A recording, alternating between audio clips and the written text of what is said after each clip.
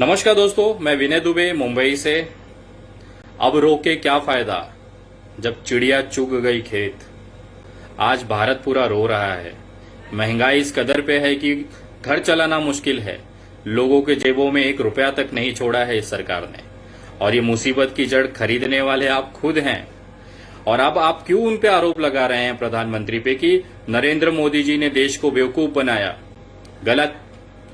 नरेंद्र मोदी जी ने देश को बेवकूफ नहीं बनाया है, बल्कि बेवकूफों ने मिलके नरेंद्र मोदी जी को प्रधानमंत्री बनाया है। आज देश की बर्बादी में जितना योगदान नरेंद्र मोदी जी, जितना जिम्मेदार भारतीय जनता पार्टी है, उतने ही जिम्मेदार वो उनके मतदाता हैं जिन्होंने इनके पार्टी को इनको वोट दिया था। देश हमेशा याद रखेगा कि भारत में एक तबका ऐसा भी था जिसने नरेंद्र मोदी जी को सत्ता में बिठाने के लिए देश को बर्बाद करने तक का विकल्प चुन लिया था। उनको पता था कि ये व्यक्ति कुछ नहीं कर सकता, उसके बावजूद भी उनको चुना गया। और आज देश में जो बदहाली है, जो बेहाली है, आज खून के आंसू आम जनता रो रही है, ये उन मतदाताओं की बदौलत है। ये जब से सत्ता में आए हैं केवल हिंदू, मुसलमान और पाकिस्तान की बातें करते हैं, पाकिस्तान की बात करते हैं। आज मैं आप लोगों को उनकी हकीकत दिखाता हूं कि पाकिस्तान में इस समय क्या स्थिति है।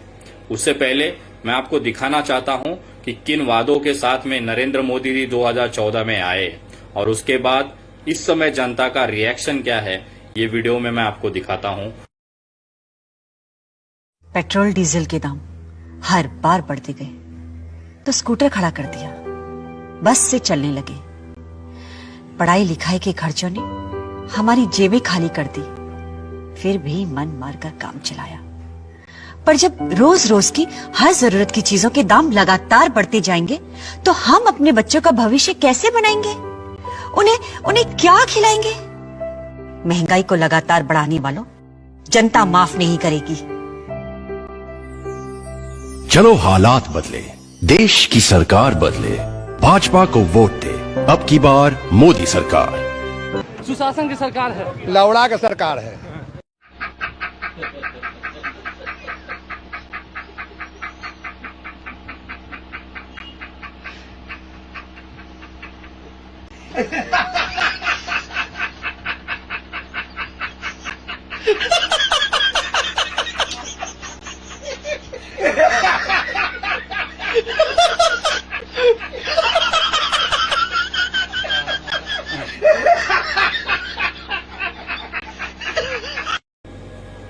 आज लगभग हर घरों में मोदी जी को गालियां दी जाती हैं। मोदी जी की आज यो स्थिति है कि वो भारत के एकमात्र एकलौते इतिहास में दर्ज हुए प्रधानमंत्री हैं जिनको मां बहनों की गालियां इस देश की जनता दे रही है। मां बहनों की गालियां। पहली बार नीम का पत्ता कड़वा है, ये नारे के साथ में नरेंद्र मोदी जी का स्वागत किया जा रहा है, जो एक दुखद है। मैं इस शब्दों की निंदा करता हूं, लेकिन ये हकीकत है। आखिर आपको समझने की जरूरत है कि ये नौबत क्यों आई। ये व्यक्ति जब से जीता है तब से इन्होंने केवल जुमलेबाजी की है। जमीनी स्तर पे इनका कोई भी काम आप दिखा दीजिए। न एक स्कूल बना पाया, न एक अस्पताल खोल पाया। केवल जनता के पैसों को अपने जेब में भरने का काम किया, अपने उद्योगपति दोस्तों को देने का काम किया। आज देश के इतिहास में 70 सालों में पहली बार डीजल के प्राइस पेट्रोल से ज्यादा हुए हैं। और सरकार का रिएक्शन क्या है, वो क्या कहती है पेट्रोल के दामों पे, डीजल के दामों पे, सुनिए जरा।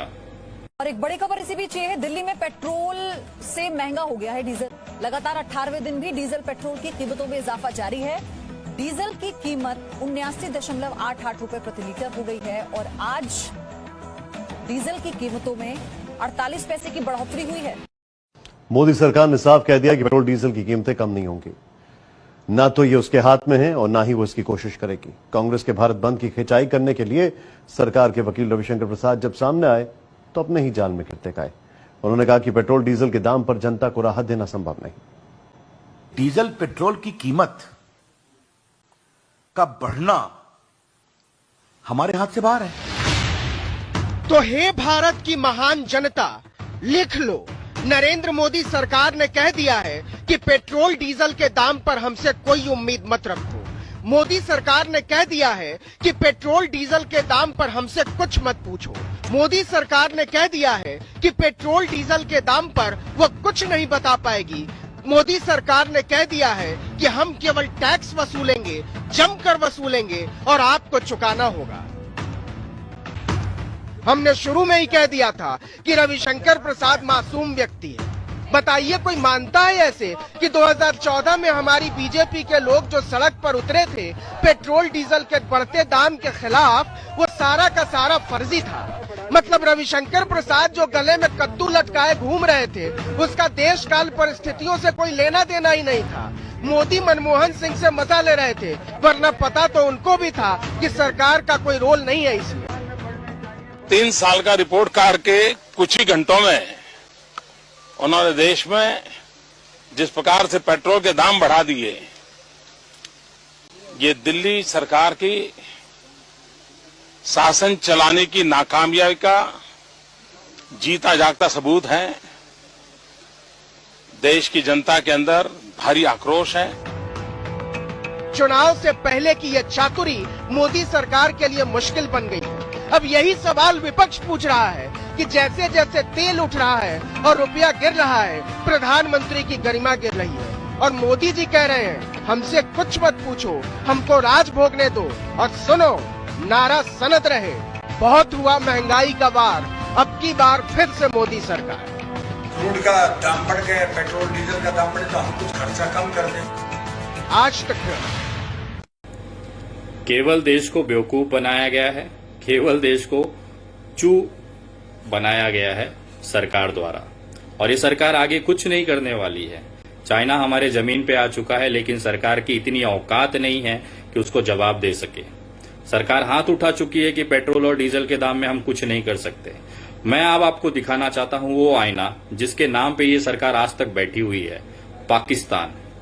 पाकिस्तान में लगभग दो बारों में डीजल और पेट्रोल के दाम कम किए गए हैं।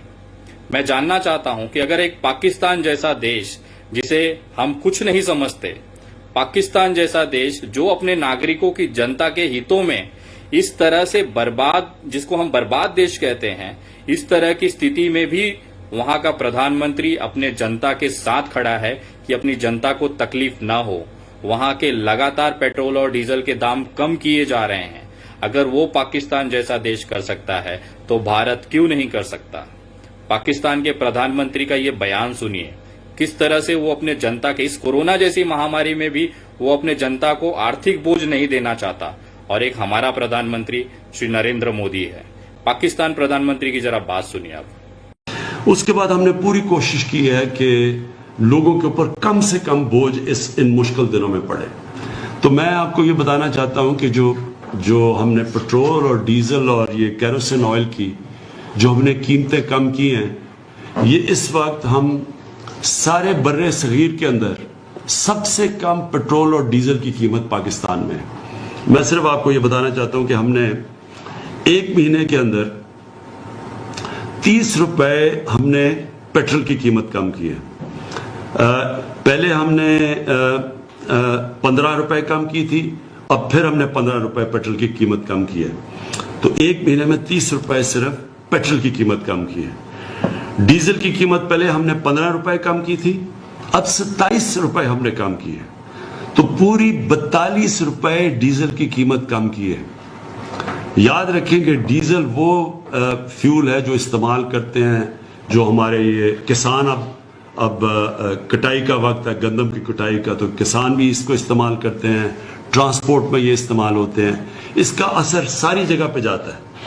तो जब 42 रुपए डीजल की कीमत कम हुई है, तो मैं आज सारे चीफ सेक्रेटरीज को मैसेज पहुंचाई है कि आप अब सारे इसका फायदा उठाते हुए बाकी लोगों को भी कहें, जो भी काम मसद फ्लावर मिल्स हैं, जो भी डीजल को इस्तेमाल करते हैं, सबकी आप जिम्मेदारी है कि वो भी अपनी कीमतें कम करें। क्योंकि जब कीमतें ऊपर जाती हैं तो सारी कीमतें बढ़ा देते हैं। अब अगर 42 रुपए डीजल की कीमत कम हुई है तो इसका मतलब सारी चीजों की अब कीमतों को नीचे आना चाहिए और आम लोगों की आसानी होनी चाहिए। अंड भक्तों, कहीं चुल्लू भर पानी में डूब मरो।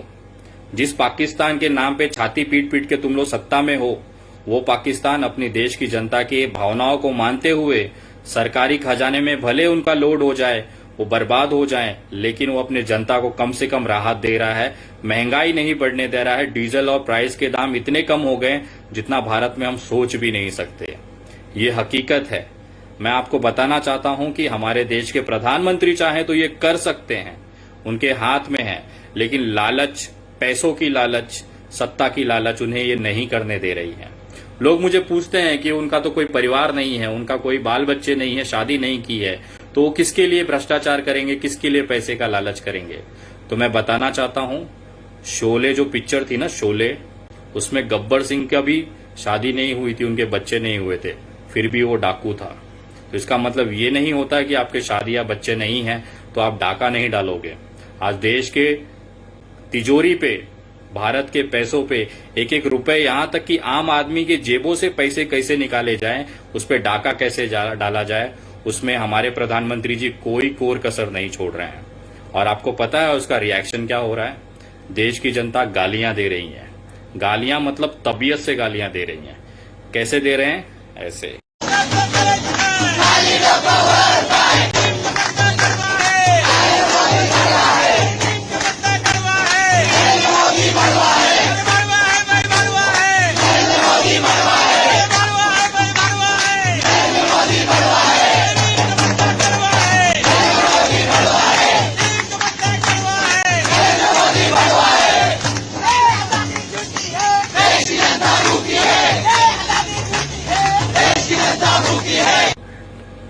शर्म करो सरकार, शर्म करो।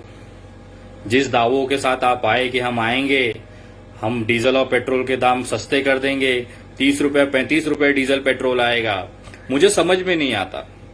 गिरगिट भी अपने आप में शर्माता होगा कि कैसे कैसे मानव जाति इस धरती पे हैं जो हमसे भी ज्यादा रंग बदलते हैं।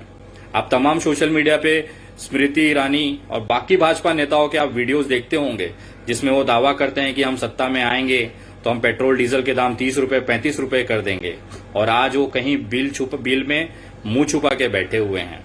उनकी औकात नहीं है कि जनता के सामने वो आके मिल लें, अपनी बातें कर लें। और मैं तमाम देशवासियों को हकीकत दिखाता हूं। मैं उन तमाम देशवासियों से कहना चाहता हूं कि आप लोगों ने गलती की है। ये भारतीय जनता पार्टी के लोग कब तक पाकिस्तान और नेहरू जी के पीछे छुपते रहेंगे? कब तक राहुल गांधी के नाम पे ये अपनी बचाव करते रहेंगे? आप लोग 6-7 साल होने आया, आप लोग केवल बकचोदी कर रहे हो। आपकी औकात नहीं थी तो क्यों बैठे हो? अगर आपकी औकात होती देश चलाने की, सत्ता चलाने की, तो महिलाएं अपना ब्रा नहीं भेज रही होती। महिलाएं चूड़ियां और श्रृंगार के सामान नरेंद्र मोदी जी को नहीं भेज रही होती। वो इसलिए भेज रही हैं क्योंकि नरेंद्र मोदी जी की औकात नहीं है देश चलाने की।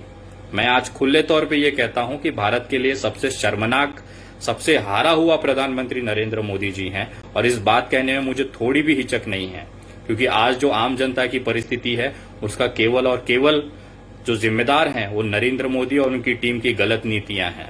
जिनको कभी सत्ता में उन्होंने गाड़ी पे तो कब्जा कर लिया, लेकिन गाड़ी चलाना कैसे है ये उन्हें नहीं पता है। और आप लोग केवल एक बहाना ढूंढते हो, तो पूर्व प्रधानमंत्री नेहरू और राहुल गांधी। अरे पप्पू पास नहीं होगा पूरा देश जानता है, इसके लिए तो गप्पू को मौका दिया, और गप्पू क्या निकला? गप्पू तो पप्पू से बड़ा पप्पू निकला।